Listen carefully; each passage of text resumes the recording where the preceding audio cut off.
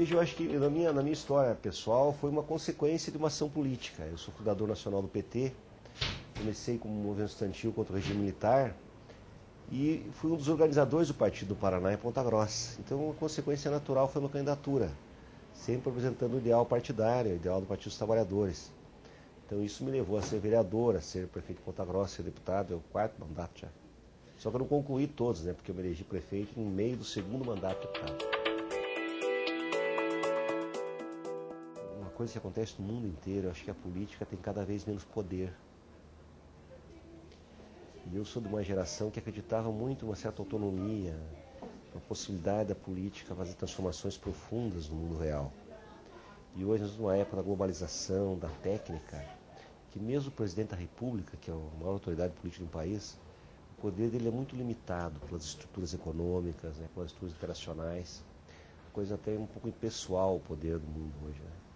Acho que a grande questão filosófica do nosso tempo é essa. Então, sem dúvida, eu achava que o deputado tinha mais poder, que o parlamento tinha mais autonomia e independência do executivo. Então, isso eu não penso mais, principalmente no momento que nós estamos vivendo. Mas, claro, tem as funções fundamentais do Poder Legislativo, que é fiscalizar o Poder Executivo, que é sentir e ouvir as reivindicações da comunidade e apresentar projetos de lei, elas continuam, mas nesse quadro que eu falei. Então, nesse aspecto é um pouco de desilusão com os ideais e os sonhos que a gente tem na juventude quando pensa na política. A própria política, né, ela deve se transformar com o tempo, né? As formas de exercício do poder, o processo eleitoral, a forma de eleger um representante do povo. Eu acho que essa é uma tendência. É uma tendência que demora um certo tempo para se efetivar, porque os interesses, né, o status quo sempre tem um poder de reação muito grande. Eu, por exemplo, acho que a única forma, o único meio de diminuir a corrupção no Brasil, de criar uma representação mais real e mais efetiva do povo, é que o eleitor vote em lista de partido, que o financiamento seja público e que um parlamentar só possa se eleger uma única vez. Então teria uma lei federal em que os partidos apresentariam uma lista, mas com rodízio permanente. Porque é a única forma de você acabar com a profissão de político. No mundo que nós vivemos é natural. A pessoa, para se eleger, ela cria vínculos pessoais, ela acaba abandonando sua carreira, como é o meu caso, para poder ser político. E ela tem uma série de perdas na sua vida, né, civil, digamos assim, fora da política. Então é normal que o político acabe sendo um profissional. E todo profissional tem duas cabeças. Uma que pensa em quem ele representa, uma que pensa em si mesmo como profissional, como qualquer outra profissão. Então o político no Brasil ele tem essas duas cabeças. A cabeça dele é a sua vida, a sua existência, seu salário, seu futuro, sua aposentadoria, a sua reeleição. E a outra cabeça é a representação. Alguns têm uma cabeça só, né, que é a cabeça de si mesmo. Pouquíssimos têm a cabeça que é só da representação, porque afinal os políticos são seres humanos e não são eles que criam a sociedade, eles são criaturas da sociedade. Então eles têm os mesmos vícios que a sociedade tem e os mesmos problemas. Mas por isso eu acho que a evolução da sociedade, a forma de fazer política vai mudar. Os próprios partidos políticos são entes hoje, que são entes antigos, né?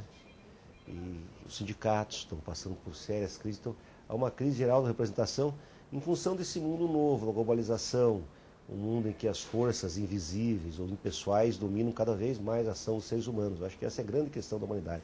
Tanto que o meio ambiente, nós estamos, de forma até impessoal, digamos assim, destruindo o nosso planeta.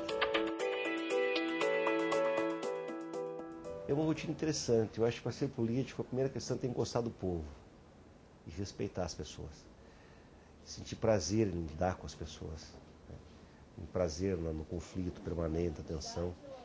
E a minha rotina, eu moro em Ponta Grossa, continuo morando em Ponta Grossa. Lá eu tenho um escritório político que funciona de segunda a sexta-feira, das 9 da manhã às 6 da tarde. E eu tenho meu gabinete aqui. Então eu venho sempre segunda-feira de manhã para Curitiba, excepcionalmente venho no domingo, quando tem alguma audiência pública, alguma questão importante, bem cedo. Mas eu fico de segunda a quarta noite eu vou a Ponta Grossa e trabalho no meu escritório, principalmente na sexta-feira, às vezes nas quintas-feiras, mas eu tenho muitas viagens também, porque além da minha base em Ponta Grossa, eu fiz 48.800 votos, desses 27.200 em Ponta Grossa e 21.600 em outros municípios.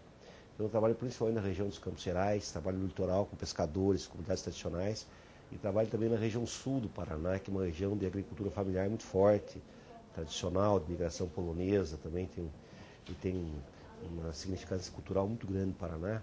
Então eu viajo bastante. A minha vida é Curitiba, Ponta Grossa e viagens para vários municípios, atendendo a nossa base, ouvindo os reclamos e a partir desse contato com o povo criando nossas leis, nossas propostas legislativas. Muito bom.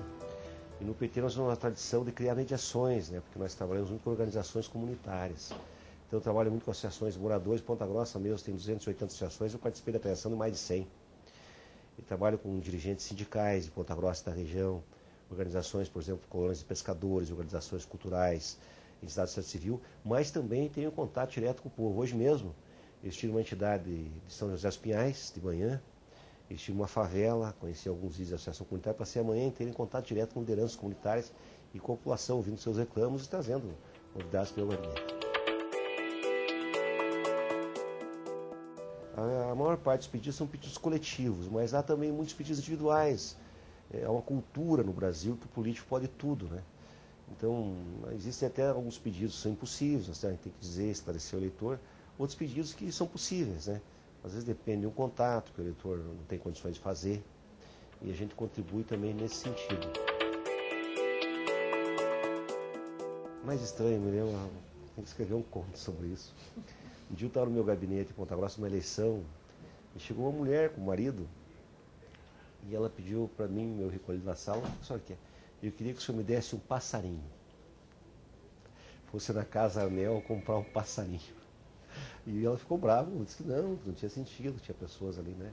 Ela saiu braba do gabinete, mas são coisas, tem muitas coisas, assim. Uma vez numa campanha eu inventei, me arrependi amargamente, de comprar 2 balões com o meu nome, né? Para fazer propaganda. Todo comício que eu ia, no final, tinha várias pessoas falando fila para pedir para me dar o balão para os filhos. Então tem pedidos assim estranhos, mas no geral as pessoas pedem coisas muito importantes para a sua vida, que nós temos que respeitar, mesmo um pedido que seja impossível de realizar, tem que tratar bem, entender as razões da pessoa que leva a perguntar ou a pedir tal coisa, a visão que elas têm do mundo, do teu mandato, esclarecer e conversar e entender. Eu acho que o povo, a gente fica amigo do povo, precisa de um certo tempo das pessoas, compreendendo as pessoas, né? Então por isso que o político tem que ter esse carinho, tem que compreender as razões do outro. Por mais esdrúxulo que seja um pedido que a gente ache, a pessoa que pede tem o seu universo, né, particular, que leva a ter aquele pedido, aquela necessidade, aquele anseio, aquele sonho. Isso tem que ser sempre respeitado. E mesmo quando se percebe que às vezes uma liderança comunitária vem a você com o intuito assim de benefício pessoal, você compreendendo as razões que levam e construindo e tentando transformar aquela relação individual e coletiva, você acaba também tendo uma relação que você evolui, a liderança evolui. Eu tenho grandes amigos hoje, lideranças importantes, mas foi um longo caminho a percorrer até que nós pudéssemos chegar a esse tipo de relação.